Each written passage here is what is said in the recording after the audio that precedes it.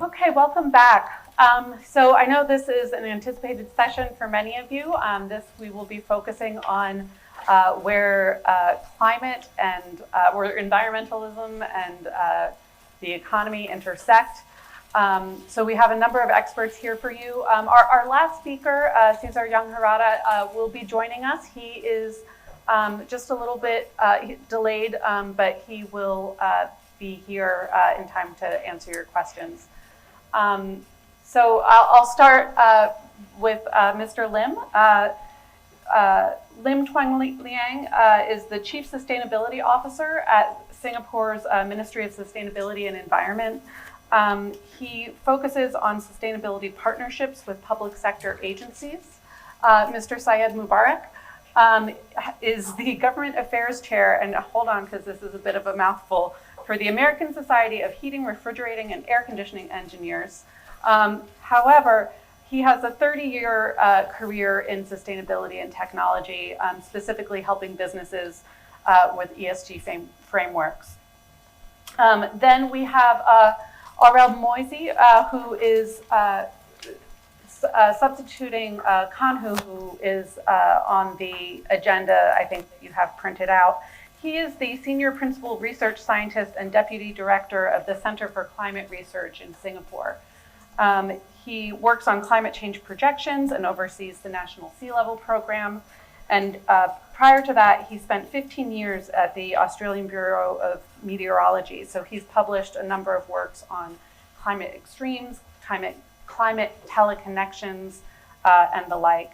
And then Cesar, who will be joining us, is a professor at the Singapore Institute for Technology, and he's a designer. He's done numerous TED Talks, as well as spoken at the UN and Harvard, and his focus is primarily ocean technologies and innovations.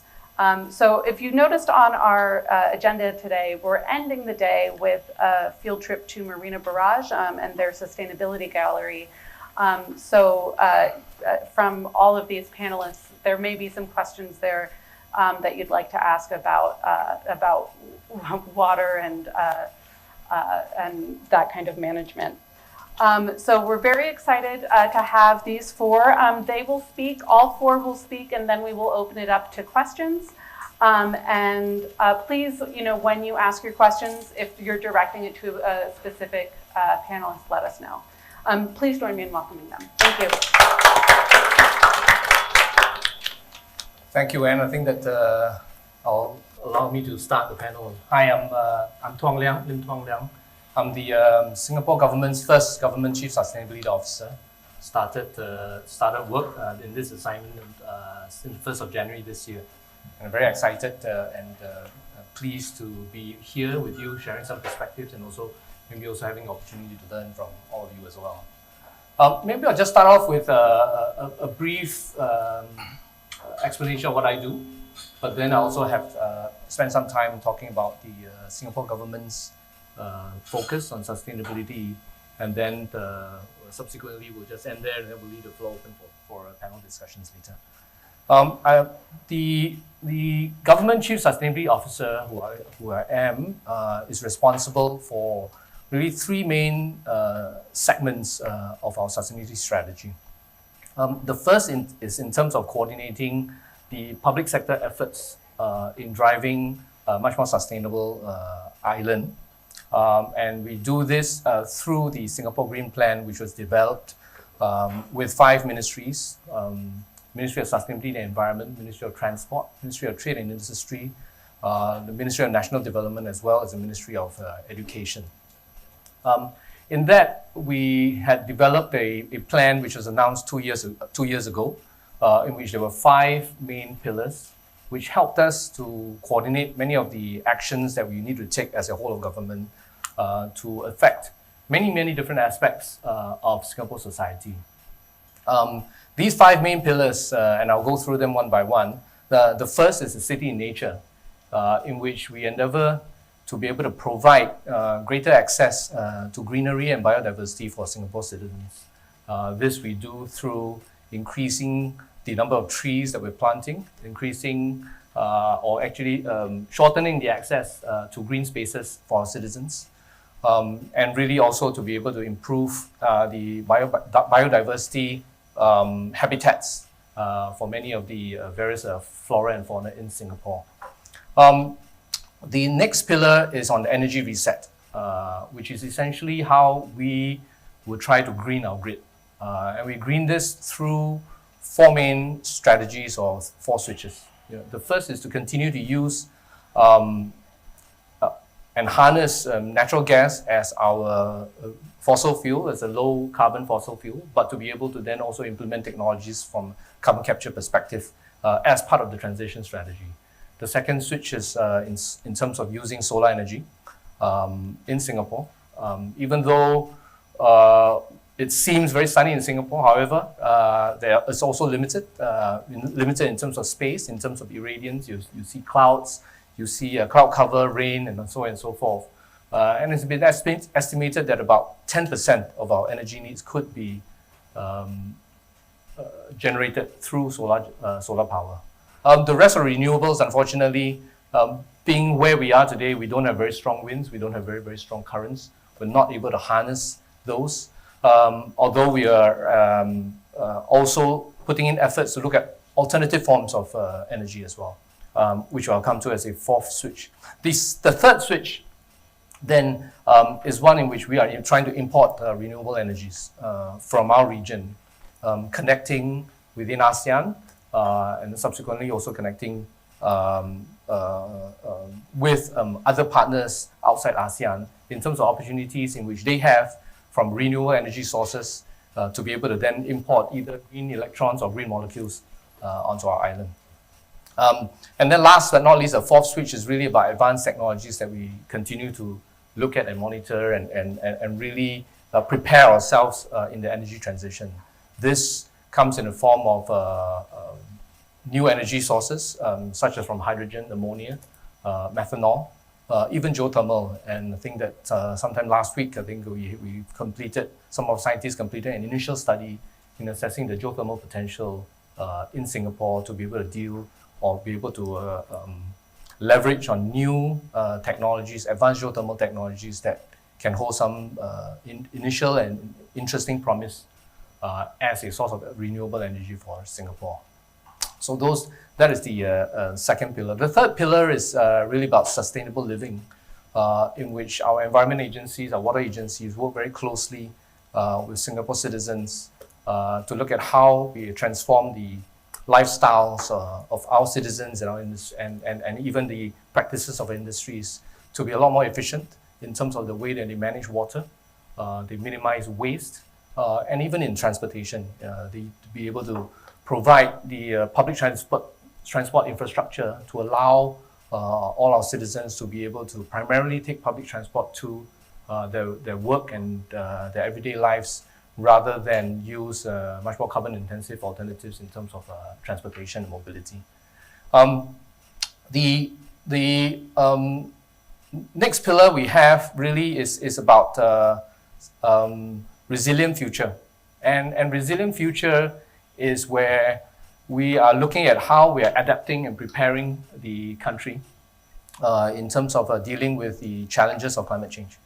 This comes in the form of sea level rise in terms of extreme weather, be it in rain or even extreme temperatures in heat. And this is something that perhaps later Aurel will be able to elaborate on, since he's the meteorological expert here on the panel. But essentially, we are putting in a lot of efforts in terms of actually working with PUB, which is our water agency, but given the responsibility also in terms of coastal protection, to armor 200 kilometers of our coastline. And working with the national development agencies to also look at how we are designing and transforming our urban landscape, such that we address issues such as new designs, new materials, new cooling systems, so that we can address not just the temperature rise, the ambient temperature rise, but also the urban heat island effect. And that is something that perhaps is unique to more urbanized cities, but it's something that actually is very important for Singapore. And particularly for Singapore being an island state, is that we live in an environment which is relatively high humidity. So again, not just temperature rise, but also the high humidity would affect the way that we are able to operate in an outdoor environment. So that's something that we are keenly aware of as well. And last but not least is the final pillar, which is green economy. Looking at how our society, our economic structures transform, we're also seeing and preparing our citizens and industries to be able to be more sustainable, but also take advantage of the opportunities that the global economy will present as more and more companies and sources of finance, for example, start to shift towards allocating resources, opportunities, business to companies that are able to produce more sustainable products and services. So these are really the 5 pillars as part of the Singapore Green Plan that we have put together, and will continue to make rapid progress. The Green Plan concludes, at least in the initial conclusion is about at 2030, where we have all put down our quantifiable targets. And this is something that my office works with agencies to keep track of, to understand the progress, and to be able to also address any levels of friction that we encounter in order to really deliver the Green Plan. The other aspect that we do is, of course, we've also announced our net zero ambitions. Singapore's net zero ambition, net zero by 2050. For the government, we have accelerated that to 2045. Around 2045 is when we want to be able to reach net zero.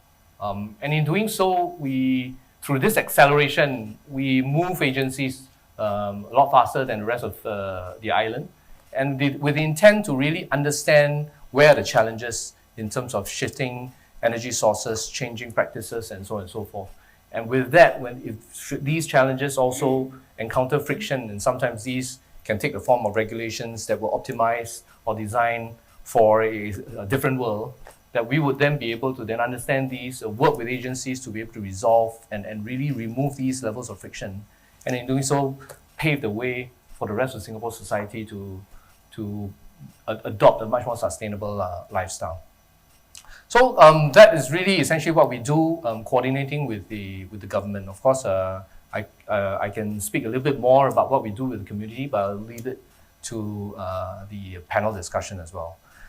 So really, besides the internal coordination, what Singapore does is also about external collaboration.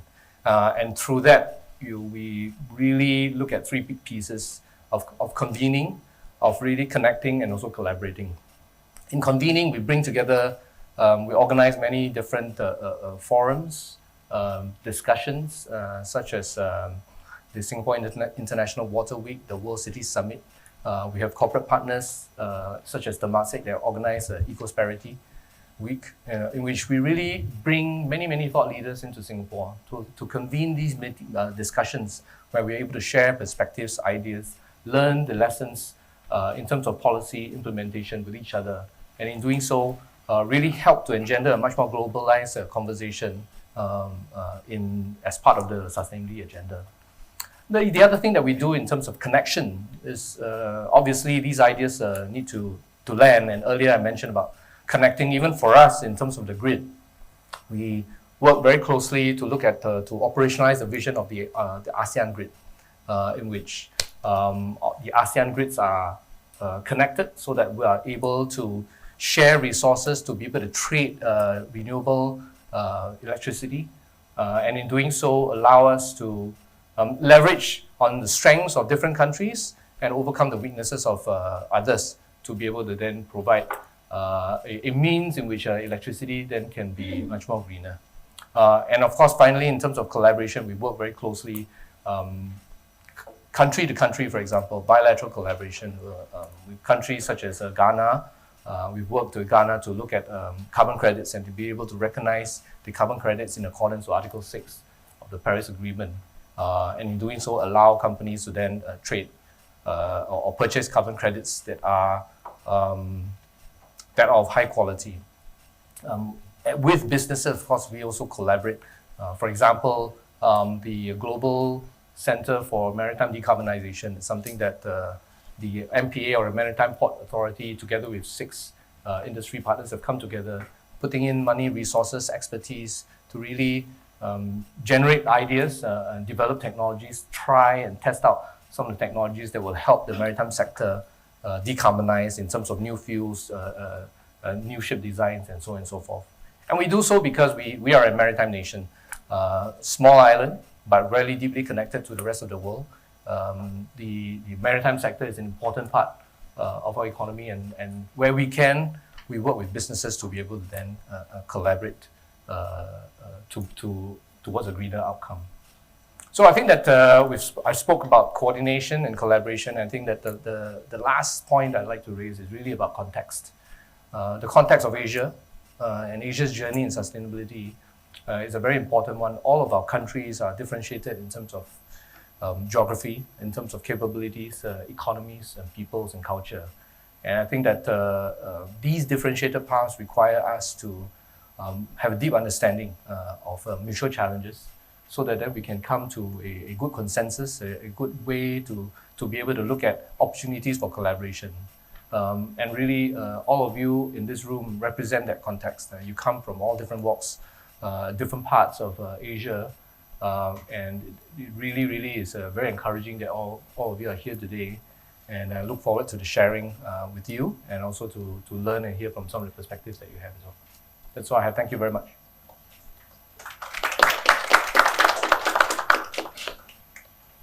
Thank you, Lim. It's a pleasure to be here. And I know Anne told me that you guys are more interested in trade and how climate change can impact trade or vice versa, right? So myself, Syed Mubarak, I'm in the ESG sustainability space for 3 decades. Most of the time I spend my life on a corporate. So where I help corporates to meet the compliance requirement in the context of ESG and sustainability, and ultimately brand repositioning, and last but not least, cost optimization, which is always, goes back to the, financing and creating a value creation for shareholders and stakeholders. So in the last 3 decades, fortunately, I've been here in Singapore, from India to Singapore in 1998. So 25 years I spent my life here in Singapore and Asia Pacific, a little bit of EMEA and a bit of Europe and US. So what I can see that, in the current climate, right, almost, we require $30 trillion of investment, to mitigate, Paris Agreement by end of 2030. And ADB actually mentioned that almost $200 billion required for ASEAN, to address the climate change crisis. So on the contrary, there are also challenges of access to finance, right? I represent, besides all my 30 years of life in corporate. So I stepped out corporate last year, thanks to COVID. So I focus mainly with the startups and SMEs in Singapore and the ASEAN level to help them to well equipped with the changing requirements in the regional level. For example, like European Union recently announced EUDR, deforestation regulation, which address 7 commodities, which are exported to Europe, has to comply to climate change requirements, right? Deforestation requirements. So that require a lot of technology access, knowledge access, and ultimately financing access to the manufacturers here. The second one is like a CBAM, carbon border adjustment mechanism, which is also from Europe. Then that address, how companies or manufacturing sector, supply chain, Mr. Lim spoke about, GCMD and, supply chain, IMO kind of stuff. So it's like, everywhere, there is a push and pull factor, right? In the context of energy transition, every country and every city is moving towards net zero. Companies are moving towards net zero, but how to achieve net zero, that's again, there are challenges here, from access to finance, access to technology, right? And of course, knowledge context. So my focus is all about, I think although 30 years being in the corporate, possibly next 30 years, my focus will be all on the community, cities, and companies. How we can help companies, cities, and communities transform and upholding new urban agenda, that is SDG 11. I'm also the convener and point of representation for UN Habitat from ASEAN, Singapore Smart City Network for ASEAN. So we try all in angle, but at the same time that, how to bring in, government, community, and corporations work together. So one of the initiatives I'm right now working on in Indonesia are accessing to the clean water. Right, because if you look at Indonesia, almost 30 million households lack of safe water, and globally, almost 5 million kids die below 5 years old. Just not having a safe water or having a soap bar to wash their hand, right?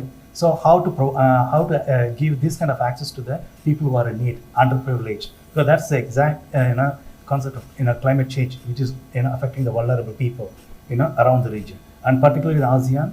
There is a lot of coastal cities will be under the threat. I'm sure you could speak more than me from a meteorological point of view, right? There is a lot of data already indicates how we are accelerating, and we are not seeing a de-acceleration in the context of climate change based on the latest report from IPCC. So in all these contexts, right, there is a lot of opportunities. Every challenge comes with an opportunity. Right, so an opportunity in the context of how that trade can be better off, whether it's access to energy, like Singapore, as Mr. Lim has mentioned, that we have opened a green corridor, right, to access green electricity from region. That means it's also opportunity for job creation in the ASEAN level, while Singapore is moving towards net zero or green decarbonization. Similarly, other countries are looking in the same context aspect of it. So I think there is a huge push and pull will happen, and it is an opportunity for financial sector to come together, creating a better ecosystem for accessing finance so that the projects can be executed. So there is a lot of projects are there. Not to consider Singapore, because Singapore much developed, and then we have a very strategic roadmap achieving 2030 and 2050 goals. But if you go out of Singapore, then how that can be executed? Whether it's energy, water, waste management, infrastructure for EV, electric vehicles. I heard that a lot of people are interested in EV. We could speak about it, right? Or even for the solar adoption and green energy and transportation sector decarbonization. So there is a lot of challenges, but access to financing is one of the key. Second is actually the creating a technology or bringing a technology in affordable cost from Europe, for example, hydrogen, right? Today's hydrogen cost of producing hydrogen is very expensive, right? How we can make access to hydrogen in an affordable way, right? On the contrary, there are a lot of opportunities in ASEAN, right? Transforming waste into hydrogen. So that means the cost of hydrogen can be economical, and instead of pursuing electric vehicle, they can even go into the hydrogen vehicle. Think about it. But enabling of technology and enabling finance and bringing the stakeholder together, which is very fundamental. And that's thing I feel that as an industry practitioner, I think there's a lot of lacking, and more countries can come together, or corporations can come together and unlock this potential. I think with this I stop, because I would like to seek a lot of questions from you guys so that I can answer. Thank you.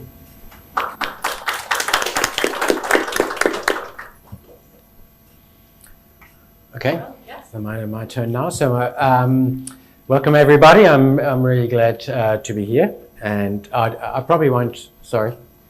I will use that. So. Yeah. I probably won't go through my slides. So I did actually prepare a lot of slides, and I don't know whether you will see them or not separately. Yes, you'll be sent them. So for me, my background is I'm a climate scientist. So I'm the Deputy Director of the Center for Climate Research Singapore. And one of our biggest projects is to actually create the next set of really high-resolution climate change projections based on IPCC AR6, because AR6 is in its first priority a global document describing what will happen globally, which is exactly what is needed. But to live in Singapore and understand what happens in Singapore, you need much more high-resolution information. And so in our research institute, which is part of the National Environment Agency, we took the latest science from the 6th assessment report and did a process that's called downscaling to create really high resolution information. Initially on just the basic climate and earth system science, because any impact is based on the information of the fundamental science. And so in my department, we do both the basic fundamental science on the changes as well as the impacts of climate change. And this particular presentation there has focuses on food security, which is one of the key areas that we're looking at, because as you probably know, Singapore's imports over 90% of its food currently, but has a very ambitious plan that is called 30 by 30, that by 2030, 30% of the key fundamental food items are envisioned to be produced locally. And so, of course, and therefore, we do have to understand how is climate change affecting Singapore and food security, food production in Singapore, but even in some ways, more importantly, to understand how is climate change impacting food security in the food production countries where Singapore imports food from. And that is almost global. So therefore, the global picture is as much important as the regional and the local picture in terms of Singapore food security. And so the presentation will initially walk through some of the key IPCC Working Group 1 and Working Group 2 statements around climate change and climate change impacts. And I assume, correct me if I'm wrong, that you probably would have at least had a little look at the summary for policymaker of the latest IPCC assessment report, because these are sort of the key statements around what we see will happen, what are the choices in terms of climate change scenarios that are being discussed in the assessment report, and what we mentioned before, the Paris Agreement, which is the 1.5 to 2 degrees by the end of the century, globally averaged. At least the 1.5 looks now to be broken very soon, and I'll come back to this in a minute. But these summary for policymakers are very important documents, because that is the state of the art of the science that everybody accepted to be the state of the art of the science. So these are fallback statements for us, for anybody in the science. And so what does it say? Business as usual scenario, we will see in Singapore anywhere between a 3 and a 5 degree increase in temperature, in mean temperature. But we know that the key events that we first will see is the change in the extremes. We already have seen it over the last few decades, is how we see more extreme rainfall, more extreme temperatures. Look at the heat waves recently going around everywhere. So these are the conditions that are already been predicted in previous assessment reports that will occur more often, just as we see. So what is important for Singapore? Obviously, number one, sea level rise, as Tuan Liang mentioned before. So we need to understand really what sea level rise is doing in the future, and our centre is going to produce the latest sea level rise projections for Singapore, and the water agency in Singapore will readjust if necessary their design parameters to the coastal protection measures that they're going to build. And so we're working very, very closely with a lot of agencies in Singapore who are awaiting these new results. Particularly for food security, the question here, so what is one of the key climate drivers? These are what we call some of the big scale processes that will drive rainfall, either extremes to one side or to the other side. And so one of the things, and you probably heard about this, is the El Niño Southern Oscillation, or ENSO in short, which is has to do with the state of the temperature in the ocean in the equatorial Pacific, very far away from here, but it still impacts very greatly on our rainfall. And this is what we call a teleconnection. Something that happens over there will really modulate our rainfall here. And so how ENSO is behaving will change drought behavior and flood behavior. It has these two extreme phases that are the hot and the cold phase, and the hot phase is called El Niño and the cool phase is called La Niña. And we're just about switching into an El Niño. And this means for the region much higher risk of drought, less rainfall, higher temperatures. And this is why a lot of global centers now predict that in the next few years, because of the El Niño, we will cut through this 1.5 degree global average temperature, because El Niño is a teleconnection that is globally impactful. But for our regional food security, it is also very, very important. What will happen to El Niño in the future, and how it changes the drought behavior in the region, which we know in over Southeast Asia is very, very strongly. There are other processes that impact the rainfall variability and the future change as well. So, the system is very complex, and I keep referring the IPCC report is the key document to read about these various systems. Whereas if you go to very small countries like Singapore or the Pacific Island nation or others, you actually need a different set of data to understand this. And this is what we're doing for the ASEAN region, to provide a very high resolution set of data that will give us a much better insight into what will change how.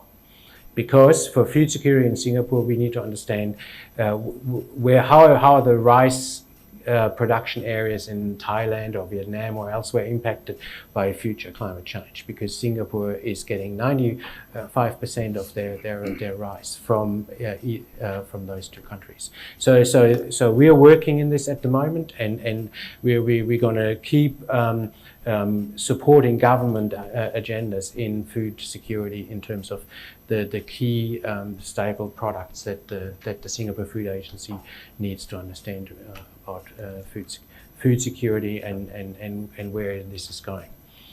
So I might stop here, because I know this climate science angle is not the key in the discussion here in terms of trade and everything else. But just to emphasize, to understand what you're looking at, you need to have a little bit of insight into the science and what the science means. And we all know the term uncertainty in future projections is something that a lot of people grapple with in terms of why and where it comes from, what it means, and how to read it, what to do, and how to use it. And my suggestion always is talk to the climate scientists and get them to help you understand what it means, and then work together. So this is our approach. We work with everybody else together to turn the science into policies and risk understanding. So I'll probably stop here. Thank you. And when we post the summary, we'll make sure to include the slides as an additional resource there, so you all will have access. Cesar, thank you so much for joining us. Thank you. Please proceed. Yes. Hello, my name is Cesar Jung-Harada. I'm French-Japanese, moved from Hong Kong 9 months ago, and I am associate professor at the Singapore Institute of Technology. My background is actually in the arts initially, and then in design, but now I work more in engineering and ocean science. I hope I can show you some visuals. Okay. Okay, so I'm sure you know about this, but a lot of people are not aware that the ocean is one of the main control for the climate. The ocean is covering 71% of the surface of the planet, and so, correct me if I'm wrong, I think it's 90% of the heat of the sun ends up being trapped and redistributed into the ocean current. Yeah, that's right. Okay. And so actually Asia is going to be the most affected by climate change in terms of population, because most people are living here. 99 of the 100 cities that are going to be the most affected by climate change are in Asia. So it's interesting because most of the people are here. Most of the capitals now are starting to concentrate in this region, and most of the technology is manufactured in this region. So we have the problems, have the solution, also have capital. So I think it's very interesting to be here now. But also interestingly is that the people who are the most affected by climate change, the most vulnerable, the young people, indigenous people, are the people who are also the best protectors of this environment. Naturally, because they're living there. So if you're indigenous, you live in the forest, or you're living on the coastal area, you're completely dependent on that resource. So the people who are the most exposed are also the least rewarded by the modern mechanism of carbon credits, for example. So how do we get people who are the best protectors of the environment to be rewarded as we need them, and we need their help in this transition? So I'm going to give you a couple of projects that I worked on. So they're very specific, but I hope they're a demonstration of not only about technology, but how we bring technology to the table, not as techno-solutionism. I'm not saying that technology is going to solve everything. That's not at all what I think. But technology is definitely going to be part of the solution. So in 2010, April, the BP oil spill started. So that was one of the biggest environmental catastrophe in North America. And back then I was based in Nairobi, but the software company that the space that I was working at was collecting crowdsourcing data about any environmental catastrophe. And so even though I was on different continents, in terms of data, I was on the front line of getting data, what was happening in the Gulf of Mexico. I was very lucky to join a team at MIT to coordinate efforts to clean up the BP oil spill. So we are designing robots to suck up the oil, if you will. And we worked for a couple of months on the topic but eventually I was getting frustrated because the technology was going to take many years to come about. It was going to be proprietary and it was going to be very expensive. So maybe the Gulf of Mexico could afford it, but let's say continuous oil spill that are happening in places like, say, Nigeria could never afford such technology. So I left my dream job, I moved to the Gulf of Mexico, and I started to help on the cleanup operation. And I started to volunteer for a non-profit organization called the Louisiana Bucket Brigade. And they are citizen scientists working to basically build cases against the oil giant, BP. So they're helping people to take pictures of the polluted site, making chemical testing, making high-resolution maps, because we, with balloons and very simple tech, to demand environmental justice, which very often was coupled with racial injustice as well. So we can see there was a lot of black people who were on the front line, managed by white people. Oil spill, the oil refineries were on the former plantation. Black workers working in the oil field and white managers. So there's a lot of historical baggage to deal with. And so while I was working on the cleanup operation, I continued to work on some technology. And I developed with a group of citizen scientists a new type of ship, which is a shape-shifting robot. The idea is to use the power of the wind to navigate up the wind and capture the oil that is drifting down the wind. And so this project was not funded by any institution, it was crowdfunded. So it was the second scientific project on Kickstarter, not Instagram, but Kickstarter. And that allowed us to develop this technology. Now, NASA, Boeing, and MIT are working on the shape-shifting airplane wings, and they're looking at a reduction of 25% of the weight and increase of lift of 25 on airplane wings. Second project, coral reef. As you may know, coral reef, and we're going to see probably a very severe bleaching event, probably coming very soon. It's projected that 2050, 90% of the coral reef will be dead, and by 2100, 99% will be dead. Coral reef only cover 0.3%, I think, of the ocean floor, or 0.27 if I'm trying to be very technical, but they are providing 25% of ocean biodiversity. And the way that we map coral reef, as you can see on this image, is that we take either a quadrat, so it's a square, and we put it on the coral, we swim back, take another picture. It's very slow.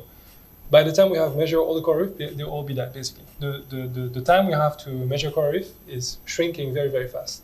We need to understand how the coral reef are affected and what can we do to get them to survive. We need to understand which species are going to survive. Do we need to move them? Do we need to modify them? We need to do something. Otherwise, it will be a disaster for our food chain. So I also teach very young kids. So this is a one-week project. I ask middle school students to start where the other people stop. This is the state of the art. Can we do better? And so we start with design thinking, and the students will draw different ideas. One student came up with the idea that instead of a mechanical quadrat, so it's a mechanical device you put on the coral, we can project laser. We don't have to go up and down. We can basically swim over the coral, flash, flash, flash, flash, take pictures. We documented this and we presented it to the scientists, the top scientists in our region, and they found that it was actually a good method for measuring coral much faster and more accurately. And a year later, a master student from the University of Hong Kong, and they moved to Science Institute of Marine Science, developed this robot, which is basically a marine drone. You can program with the GPS, and it will take thousands of pictures of coral. These are the more advanced version. The latest version can take 50,000 pictures per hour, and use AI, we can classify coral. We can identify better than most marine biologists can. And one of my students, Siddhant Gupta and Utkarsh Goel, turned this idea of using AI to classify coral, to classify plastic in the ocean. And now they have this company called Clearbot, and just a few weeks ago they were Forbes 30 under 30, and I helped them to build their prototype and raise money. More recently, in Hong Kong, maybe you know the Hong Kong, now we call it the Greater Bay. It actually used to be called the Pearl River Delta, because it was full of oyster. And oyster were cleaning the ocean. but unfortunately they are been dying very, very fast. So with my colleagues, we developed a machine to grow millions and millions of oyster very fast. It's basically a computer to optimize coral, oyster growth. And this is the floating oyster hatchery that we built in Hong Kong 2 years ago. So the idea is to produce millions and millions of oysters in their habitat and then replant them very fast. And this is my current research. This was last year in Indonesia. I'm working with the indigenous crab farmer, and we're producing a floating solar hydrogen farm. The idea is that subsistence farmers have very low energy needs, but they're using typically kerosene and fossil fuel. We're looking at decentralizing energy production and storage of low pressure hydrogen so that they could basically have their own energy and use it for moving. So this is the machine we're going to be building this in a couple of weeks. This is going to be basically a floating laboratory for optimizing catalyst chemistry, for making non-toxic green hydrogen from So my conclusion is that the industry that everybody's talking about is AI, but the industrial revolution that we need is one that is about working with nature instead of destroying it. That's the industrial revolution that we need. And every effort, I think we should push in this direction. The challenge that we have with COVID is a very small challenge compared to the challenge that we have coming to us. And so I believe that working with open science, working with youth and indigenous people who are the best protector for the environment, women, and working on decentralized and anti-colonial technology are the key to accelerate our fight against climate change. Thank you very much. We'll take questions now. Just a reminder to please wait for the mic and stand up and let us know who you're directing your question to.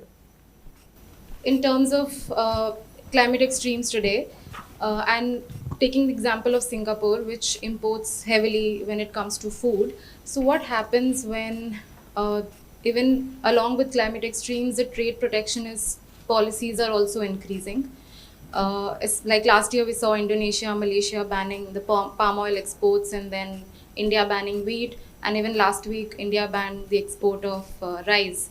So what happens to the countries which are heavily dependent on food when these policies come in place? Because that's the first response of most countries when they anticipate food shortages.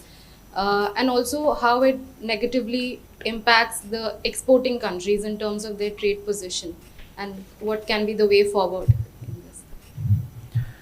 Thanks for the question. So you'll probably be disappointed because I'm not a trade specialist and certainly not for countries in the region. So all I can tell you is that the Singapore Food Agency has a strategy, and Chen Lang is very aware of this as well, is to diversify food sources if you're dependent on import, and this is really important, and to include the understanding of climate change impacts in the diversification. You have to know where food comes from and where you can get secure sources of food and how this is affected by climate change in the future. Now, what you're not safe against, of course, are very extreme events that are happening on very short timescales, like tropical cyclones, because you can't predict future tropical cyclones 2 years ahead. You can't. That's just not and if it destroys a whole crop somewhere, you're completely unprepared. But I guess the key here is for the countries to have a strategy around their food security that is not just dependent on single sources or a few sources. I don't know if you want to say anything on this as well. Yeah, I think that from a country's response, the 30 by 30, for example, is a long-term response, recognizing that food security will have challenges, and particularly for Singapore, a small country that has been importing more than 90% of our food, that creates a new vulnerability. So diversification is very important. Storage of key essentials are also important. Although you can't store things perpetually, storage also requires technologies to preserve as well as space to be able to do that. But countries, I think, essentially are using these as at least the mitigating aspects of it. I think that beyond that, in the long term, is about agricultural countries looking at higher levels of climate resilience. This can come in the form of new seeds, new techniques, and even for Singapore, as we are looking at it, indoor, obviously, a CEA, a controlled environmental agriculture. That, in some ways, then preserves a certain level of resilience to maybe a portfolio or a certain segment of your food needs. So I think that it's a combination of policy as well as looking at science to be able to look at. For example, one of our organizations have developed a much more salt-resistant rice species that then is able to it's a little bit more flood-resistant. You're actually able to grow that, and in doing so, create a food source grown with partners in which you're actually able to protect yourself to a certain extent in terms of actually climate, the changes that the climate will impose on many of our food crops. It's very interesting points. Probably I think your question is very important. Well, I will add it in a different perspective. That so we are talking about food security and food sustainability, right? And if you look at it globally, we are almost wasting 30 to 50% of food today, right? Globally, right? While 1 billion people go to bed with no food, right? So I think it's important that every one of us to really think about it, how to reduce and repurpose the food waste. So in that context, the growing population from 8 billion today, 7.9 billion, reaching 11 billion. That means more and more food needs will surface, right? On the contrary, accelerating climate change, drought and flood, right? Both happens, whether it's Vietnam or Cambodia, you take it, where agriculture is there is no water, but non-agricultural land flooded with water. Right? I think these kind of unbalances we are going to continue to see, and then countries will take position in itself, to protect the local, right? And whether it's India or Vietnam, doesn't really matter. So as you mentioned that, self-resiliency is very important. I think every country has to really look at it, self-resiliency point of view. But on the contrary, we really need to go back to the basic that how we can reduce food waste, so that we can better use the resources what we have today. And ultimately, I think that will pan out in the context of food sustainability from every angle.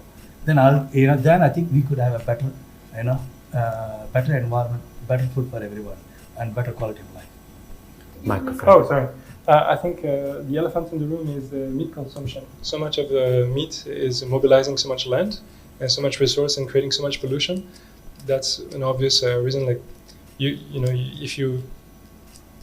why people should starve if they could eat vegetables, if more vegetables could be made available to them. So changing what we eat, I think, is also key. Hello, this is Komet Sohaili. I'm a freelance filmmaker and journalist based in South Korea. I have two questions about Singapore.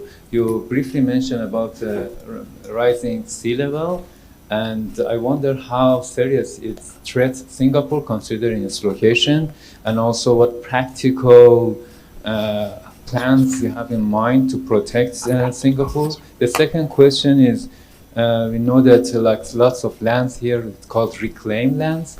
I wonder what kind of environmental concerns Singapore has to reclaim land, both from the materials probably they import to make lands, and also for how it affects the ocean. Thank you. Thanks. I can start off and then hand over to you. So I'll start off with the sea level rise threat mentioned, and so we know in general there is the threat of mean sea level rise rising, and so for example globally the projections is that it rises by 74 centimeters by the end of the century, and Singapore is actually very near that. So Singapore's average sea level rise by the end of the century is very similar to what the global sea level rise is. Now, on top of this, you have to understand that extreme sea level rise is on top, and this is produced by, say, storm surges, waves, tides, and other processes that contribute to things on top of this. So this is the average, and current design specs are calibrated to the previous information on how high this would go. So as you say, the reclaimed land, some of the is sort of calibrated to how high this goes. Now, the sixth assessment report in IPCC for the very first time provided an incredible advance in the understanding of the change in the ocean and sea level based, from 8 years ago. And so they're now providing what they call low likelihood scenarios of future change in sea level. And these low likelihood scenarios are driven by low likelihood, high impact processes. For example, the melting of the ice sheets, marine ice cliff instability, what they call them. And should these things happen, then we're looking at something that is just very different. And so what you already heard before, a lot of the heat of the sun goes into the ocean. It's the ocean that sucks in a lot of the heat. But the ocean is the process with long memory. So even if we would stop emitting right now, the ocean, the sea level rise would still happen over the next 200, 300 years, not stoppable. So there's already changes locked in by 2300 of several meters. We already know this, even if we would cut it right now. So the ocean processes are the long-term memory process that are happening, that'll happen for many, many years to come. And so for us, of course, most of the design specs are looking 50, 80 years ahead.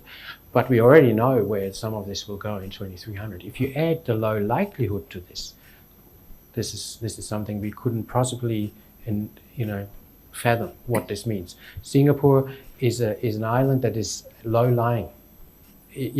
Most of if you look at, say, a rise of 5 meters, a lot of the coastal areas are below this already. And so the Water Agency, and I'll hand over to you now, their design specs and what they're building in terms of coastal protection is going to be enormous and probably very innovative, because this is what they're looking at in terms of nature-based solutions and other things. So I'll hand over to you. Thanks, Aurel.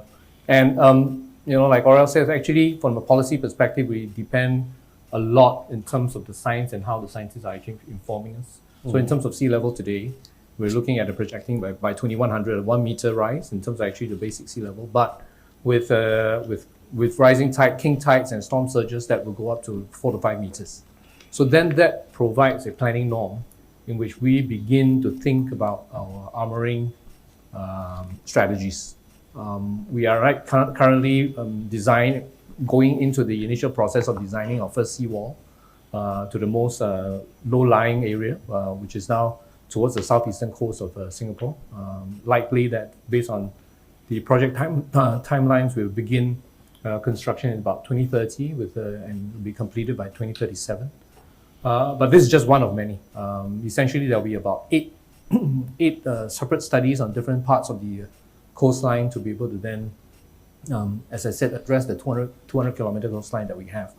How low-lying are we? If we don't do anything about it, 30% of Singapore will be affected.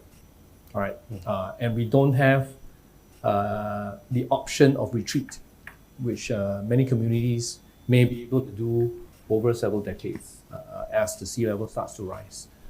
So without the option of retreat, then armoring becomes one of the key strategies as far as sea level rise is concerned.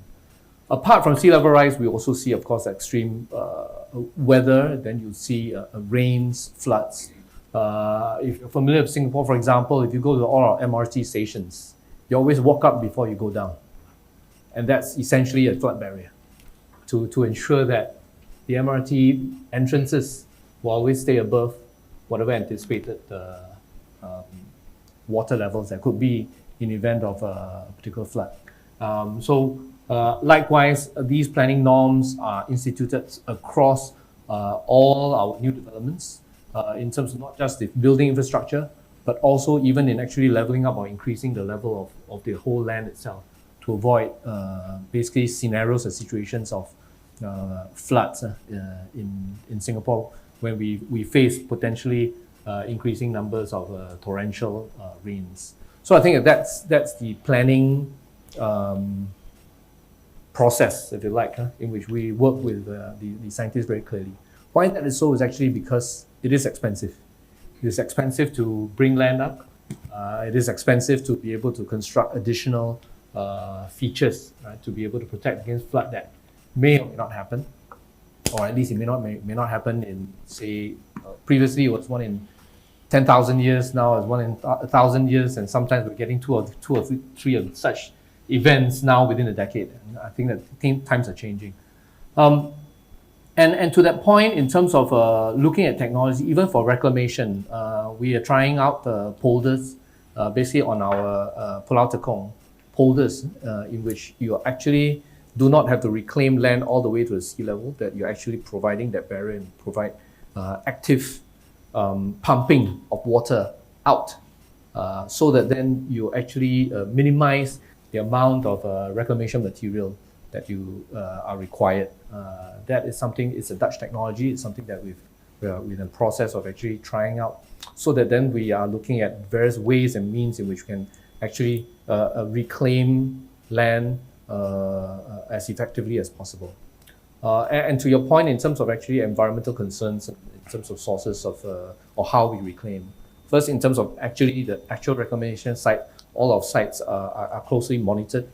So from an environmental impact assessment perspective, right from the initial stages of design, understanding the seabeds, the potential impact, how we actually should be designing some of our structures and land reclamation, that is well discussed, and only when the EIA, in terms of the designs, are approved, then we'll proceed. In the same way that not just at coast, but in, many of the things that we do, even for example in installation of floating solar panels on our reservoirs, we go through an extensive process in which the environmental groups are engaged, consulted, and in many ways collaborated, so that then we are actually able to work together to achieve the needs from a development needs perspective of a growing population, at the same time be able to then preserve the biodiversity that is being affected as well. And then ultimately, in terms of actually our reclamation source partners, we have to work very closely with them as well to ensure that the process of materials extraction is properly monitored, properly done. And so, for example, I think that more recently, Indonesia had been looking at actually being able to start the reclamation source again, because I think that over the years, after they've put a pause, they've done their own internal studies and felt that in certain areas and certain methods, they're actually able to do that without significant impact to the environment. I think it's important that we continue to work with partners like these to ensure that we are able to meet our development needs, but at the same time not threaten the biodiversity or the environmental aspects of the partners that we work with. Thanks. Thanks for the question. My name is Anggi. I'm from the Conversation Indonesia, and well, this is not my initial question that I want to ask, but I want to follow up Komal's question. Since we talk about the reclamation just now, I just published and edited last week an article that researched about how sand mining impact the environment. I mean, so according to the said research, a lot of villages are apparently disappeared because of sand reclamation, and there are also lots of economic, impact happening due to the reclamation. So, sorry, not the reclamation, due to the mining extraction, sand extraction. So, how do you see in mind that you can develop?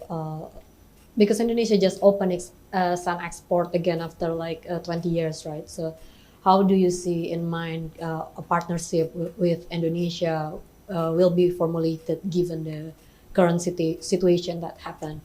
Because it's a heated debate right now, and I would be honest that this might be far-stretched, but Indonesians or the general population are currently antagonizing Singapore, which I think is like why. I mean, this is the Indonesian government decision, and it's not for Singapore anyway. So, but I'm really curious what you have in mind. And another question is about renewable energy that you mentioned earlier. So I think that we need a more elaborated effort at the regional level, because our economic development are in the Southeast Asia are not at the same level. We heard in Indonesia. In Indonesia, we heard a lot of news about exporting renewables, exporting electricity to the Singapore, which I personally think is a good thing actually, because it means we start that Asian grid and whatever. But until now I haven't really heard any good news about this, because I think like exporting renewable energies from Indonesia, we have a lot of sources, but we don't have the capital, we don't have the technology, and I think a collaboration could help both countries to develop in certain way. But what is actually the biggest challenge to make this to achieve this goal actually, that we haven't really heard any good news? Okay. Thank you.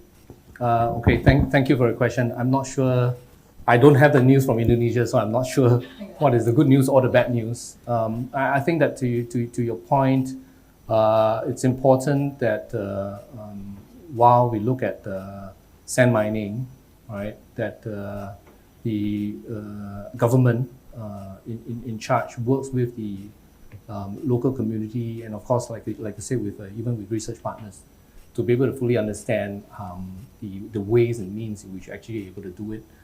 There may be some places that are completely not so low, but yet some places that actually have reasonable opportunities to be able to do that. And I think that we want to work with the Indonesian government as much as we can to be able to understand the processes that are involved, and doing so be able to be responsible in the way that actually we are obtaining some of these resources. And of course, apart from Indonesia, I think that there are other locations, other partners who are potentially also looking at similar challenges as well, but also similar opportunities. And like I said, we will work very closely with the government as well as the sources in terms of the providers to ensure that these are done responsibly. To the point about renewable imports, I think it was either last year or the year prior that Pak Luhut, together with our senior minister Teo Chee Hean, had signed a memorandum of understanding in which there would be collaboration for the import of renewable energy. And I think that the discussions have progressed. Much of the discussions has also been looking at how we are not just importing the energy, but also providing the opportunities, working with companies to bring the capital and the technologies to allow, for example, solar PV factories to be located in different parts of Indonesia, to also build up the capacity and capabilities, such that then from a resource perspective, you are able to then do so, upgrade in terms of actually taking part in the green economy, and also have a sufficient green electrons to be able to export to Singapore. Just to provide you a context, earlier I mentioned about the limitations of having solar energy here. Our scientists have looked at about 36 square kilometers in total of all available space is all we are actually able to muster as far as Singapore is concerned. Because you must recognize that there are tall buildings, and everywhere the space in between is all actually shadow and inappropriate for solar power. But with 36 square kilometers, it generates 10% of our economy, our energy needs. So 360 square kilometers is all we need to get the, say, 100% solar PV power. But of course, we deal with the plus and minus in terms of the irradiance and the fluctuations because of clouds. And I think that within our region, there is 360 square kilometers of spare space, or even coastal seas, right, from floating PV's perspective. I think that the challenge is about trust and understanding and collaboration, in which each community, each country has different considerations, even in actually the planning of a renewable energy source. And in doing so, we have to work very, very closely with partners to be able to make that happen. Industry has to be involved. Smart capital needs to be involved as well. If you look at it, actually, sometimes some of these things, based on location complexities, can be maybe only marginally bankable, as far as these projects are concerned. And so it is with this, along this, that, for example, the Monetary Authority of Singapore has been actively pushing, looks at strategies for transition financing, as well as blended finance, so that then governments can come in and de-risk some projects, so that then additional capital can come in from the traditional financial houses, the banks, to be able to then come in and structure some of these projects in a way that is commercially viable and acceptable. So there are a lot of ongoing conversations along those fronts, and I think that various agencies, various interested parties are also looking at how to identify initial projects, right, that can actually take advantage of blended finance to be able to then kickstart those projects, which up to this point, if left to the traditional banking structures, is something that the many companies will not be willing to take up that risk. Yeah. So I think these are some of the challenges from my perspective. I think probably add from a business point of view for your first question, right? Very specific to mining. I think it's important that very streamlined and structured ESG frameworks be put in place from Indonesian perspective, right, where Minister of Finance and Stock Exchange could drive it, so that the corporates can do the right thing, right? And I believe adding on EUDR and CBAM will ultimately help in making sure that the ecosystem of mining and underprivileged people, or mostly the workers are affected, or the tribal are affected. I think that can be taken care. But it's very important that proper ESG frameworks, guidelines, and making sure that it is really mandated. Like if you look at it from Singapore, SGX mandates very strong ESG requirement. And even after before COP26, European Union identified almost $3 trillion assets being, pegged against ESG or greenwashed. So then they brought in a TCFD principle. Then ultimately Singapore Stock Exchange, mandated TCFD as part of the, all the listed companies to report. And it is a mandate, it's not voluntary from next year onwards. So I think that kind of mechanism to put in place probably will, will make sure that, the privileges and shared values are well taken care of. I'm Anton from the Southeast Asia Globe, and I actually had a follow-up question to Anji's point. The credibility of EIAs and ESG goals in some of the countries that supply Singapore kind of vary in credibility. Is there any procedure that the Singaporean government is working on to be able to verify what their partner governments are saying are the sources of this of these materials? I may have to get back to you on this. I think that the main agency looking at EIA and growing that capability in terms of EIA and working with EIA partners is NPARC right now, our biodiversity champion, if you like, a dedicated agency looking at that. So I may have to get back to you on that particular one. I don't hazard a guess. Green print, if I'm correct, maybe you know more about it. You want to explain about the project Green Print? Because I don't know much about it. And probably a little bit touch that. As you mentioned about traceability and tracking of material, there are certain initiatives run by MAS and SGX in the context of Project Green Print. But on the contrary, as I mentioned in the very beginning of my talk, EUDR, right? Any material harvested from ASEAN, for example, anywhere in the world, export to European Union has to comply to the EUDR. So one of the key components is actually the traceability of the where the material is harvested. So making sure that after 2020, it is not deforested land, for example. And beyond that, it goes to the child labor and many other aspects of it. Although it is just focused on deforestation, I believe that more and more this policy will be more agile, and they will keep changing that it's not just harvesting, how the material is transported to another location where it's manufactured, how it's manufactured in an environmentally responsible way, right, and socially inclusivity way. So all these things will be taken care. And for that, there are technologies already available in the market. For example, like a blockchain, right, which is literally helps in track and trace. Forget about crypto market of the blockchain, but really the blockchain as a technology could help on properly track trace the material, how it's harvested, how it's transported, how it's manufactured, and how it's reach out to the people like you and me. So I think that will help a lot from a transparency point of view and traceability point of view. And of course, Singapore is a lot of investing on blockchain as well, separately, and to making sure that we are really protecting our interest. Hi, this is Manas. I work for Press Trust of India, a news agency in India. So it's a broader question I want to ask to Mr. Lim, actually.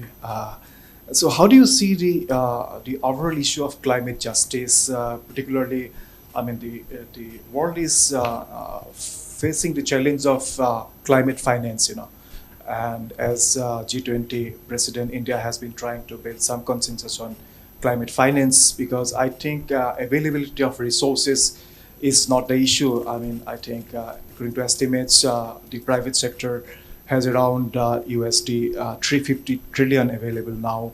The institutional investors and pension funds have another USD 150 trillion available, but they will not invest in markets where the risk is very high.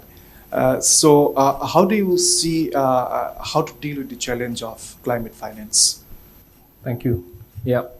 And I think that you're spot on in terms of actually looking at the risks of many of these projects, and I think that for the investors, they want to see the risk mitigated, not just in terms of percentage risk, but also about the assurance in terms of the impact that these projects are going to create. Some of these projects, if you look at the absolute definitions of green, only about 10% of the projects are actually green. 90% are all in transition, right? They do. I think, as I earlier mentioned about Asian context, a lot of Asia is still under development. There are different places and different geographies with different challenges, so they can't be, say, connected easily to an efficient grid, for example. So I think that there are ways and means in which we should look at this in a differentiated form to be able to then go, as you said, project by project, to look at what are the opportunities that we can create the project, bring the right partners and experts to make these projects bankable, viable, both operationally and commercially as well. So I think that is a lot of the challenge lies in that particular area, and it is because of that recognition that Singapore, small as we are, we are striving to look at how to develop ideas along these lines. So for example, in terms of right now, the financial markets or the banks have developed, say, the EU taxonomy for green financing. And we recognize Asia, the context for Asia is also slightly different. So MAS actually working and leading several efforts to look at the Singapore-Asia taxonomy, in which we are adapting some of the assumptions, the skills that have been used to develop the EU taxonomy, but also understanding the context of Asia, and to be able to develop a taxonomy that is sufficiently credible, but also speaks to the specific context of Asia, so that green finance capital can flow into projects that have been properly assessed, which meet the mark. Many of them are more transitional projects rather than just simply pure green projects. So I think that's something that our monetary authorities are also helping to push the agenda. And we hope that more and more people, institutions and experts in Asia can come together, recognize the value of actually collaborating and bringing this together, so that then we can actually unlock the momentum of green capital coming into Asia. Thanks. Hi, Dylan from Nikkei Asia. Anyone can answer this question. It's back to the issue of food security. I'd just like to gather your views on the prospects for the food tech frontier in this aspect. So I think Prof mentioned about maybe switching from meat consumption. So now with food tech, you can have cell-based meat without the slaughter of cows, 3D printed steaks, harvesting of fish from breeding programs in factories, increasing crop yields. So how viable are these cutting-edge food technologies in being able to continue to feed the growing population in Asia, for example? I mean, we probably understand that there's still a huge impetus for traditional agricultural methods to continue in many parts of the region, and also a huge emphasis on protecting the livelihoods of traditional farmers and livestock rearers and also crop producers. So food tech could be disruptive. It could also be a solution or part of the solution for the climate problem. But you really, how scalable is it? The cost effectiveness of it, it's pretty expensive, it seems. What do you think about the prospects for food tech in addressing the climate issue and food security? So I think you're right at pointing out that, for example, like a cultured meat, for example, is not very scalable. If you're trying to go from a small vat to a big vat, it doesn't really scale very well, and you need a highly purified environment to do this. So it's not cost effective. So like purely cell meat culture is not really scalable in a way that could be cheaper than animal like grown on 4 legs meat. So on that, I think it's still going to be a long way until that is competitive. What I'm talking about is just not eating meat at all, or eating less of it. I understand that it's very important culturally, and it's a source of employment. So I'm not calling for like a radical, immediate changing of everybody's got to be vegetarian. Like I'm not radical like that. But what I'm saying is that it's also recognized that it's also healthier to have a diet with less meat. And so I think one or the other, my personal view is that we will have to change our diet, whether we want it or not. And so do we make the transition on our own terms, in our own time? Or do we wait for people to starve in greater number to start to be forced to make those changes? In my opinion, it's better to make it our own turn when we can, and with a moral compass and ethics in mind, rather than being forced by starvation. Okay, so Maybe I'll just kind of add to that. I think the perspective of food tech doesn't necessarily mean only about food grown in labs.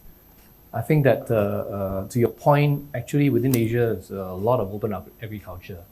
But actually, if you speak to the large-scale agriculture companies, in terms of actually the practices that are being used and deployed in Asia, many of them are not necessarily very, very productive. Excessive use of fertilizers, say for example, even in aquaculture, rather than using pelleted feed, to just use all sorts of different kind of food, right? Thrown into the ocean, much of it is not eaten by the fish. It sinks to the bottom, it starts to decompose. Actually, basically, it starts to contaminate the waters.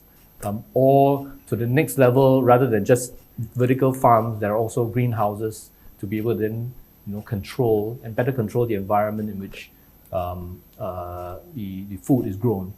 Other techniques like regenerative farming, right? There are a bunch of things that I think that from a technology and application perspective, we can actually improve the processes that are used in agriculture in Asia. So I don't think that we should think about the very more expensive ones. If I must say that particularly in Singapore, it's a little bit more unique because we are indeed land scarce. So we have to think of ways in which we have the indoor farming, we have rooftop farming, greenhouse farming as well, to be able to bring that combination to make it a viable portfolio. But I think that in many parts of Asia, the ability I think for new technologies to improve open agriculture is there, and we should really help the industry to be able to understand that and adopt better practices. I think very interesting point you brought up. I think that, I had to tell you this story. It has to go away from the lab. There is a nature environment you can do better. And there are already happening, if you look at it, almost 25% of carbon emission is from agriculture, food and forestry, right, globally. The latest technology used in agriculture farming, to reduce pesticide, water, the way how the water being used, right, that actually reduced the overall methane production, right? So methane, 1 kg of methane equal to 28 kg of carbon dioxide, right? So the lower the methane is, better for the ambient. So many countries, including India, I know a few projects already happening, engaging thousands of farmers in a better way to do the agriculture farming. Through that, the reduction of methane being captured as a carbon credit, and enabling carbon credit, at least 1/3 of the monetization of the carbon credit goes back to the farmer. So these are some good stuffs are happening, where Vera and Gold Standards are engaged. At least I know one project in Hyderabad, they are working on it. So that could benefit at least 100,000 farmers. So I think where technology like a blockchain comes in, Digitex comes in, everything come together in enabling that.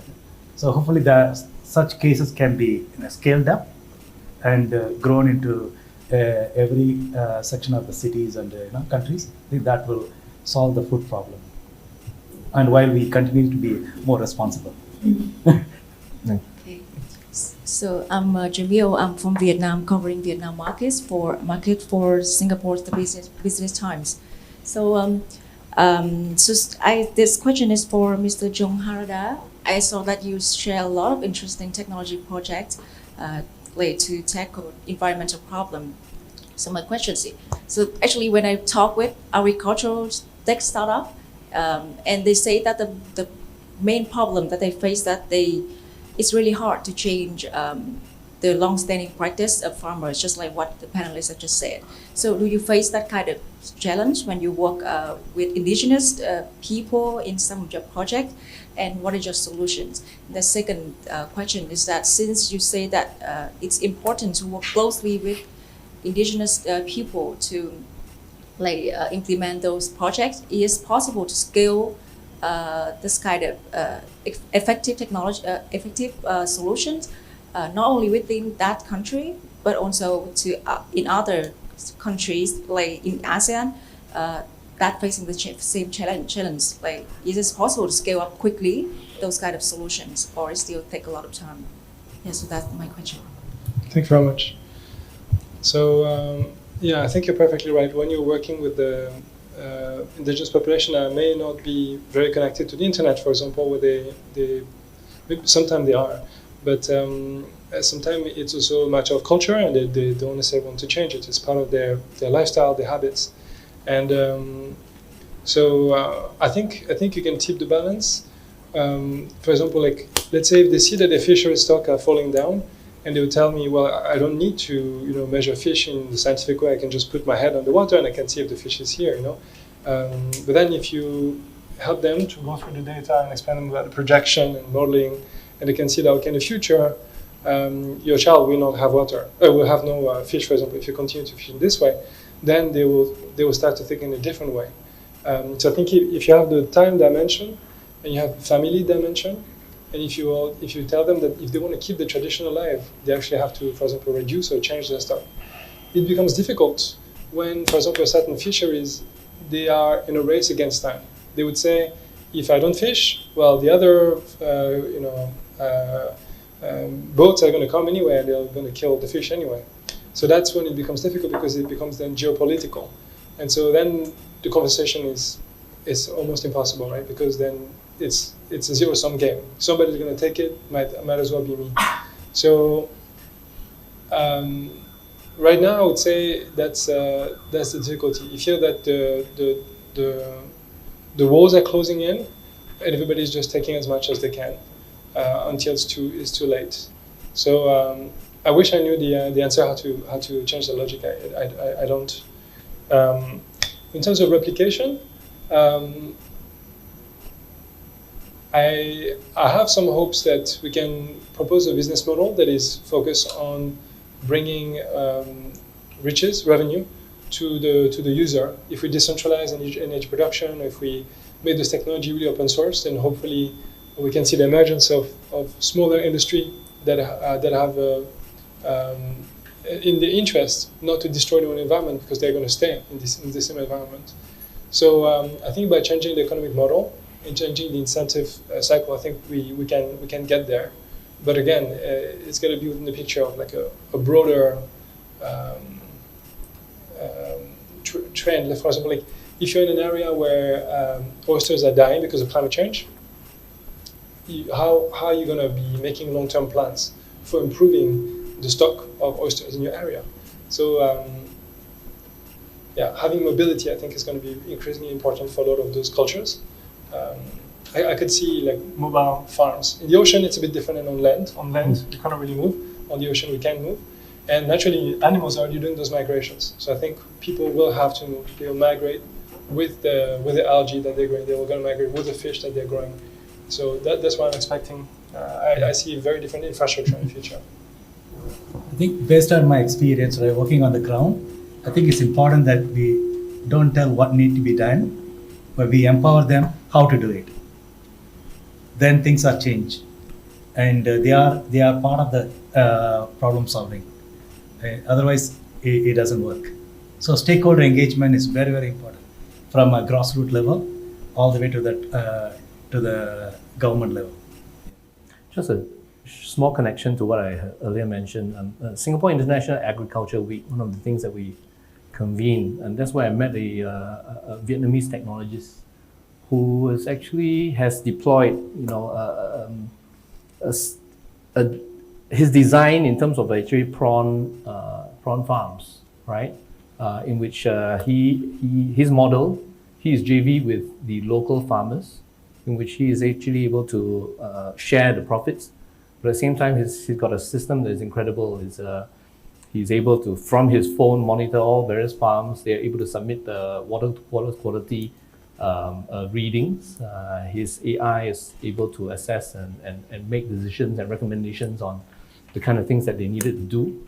He's implemented different kind of blue, red lighting to be able to encourage the shrimp to molt and feed in different ways. And then he's got a system of flowing the waste to tilapia, which then naturally eat up the rest of the food waste, and has in doing so created a very circular system in which he has hoped to be able to spread to different farms across Vietnam.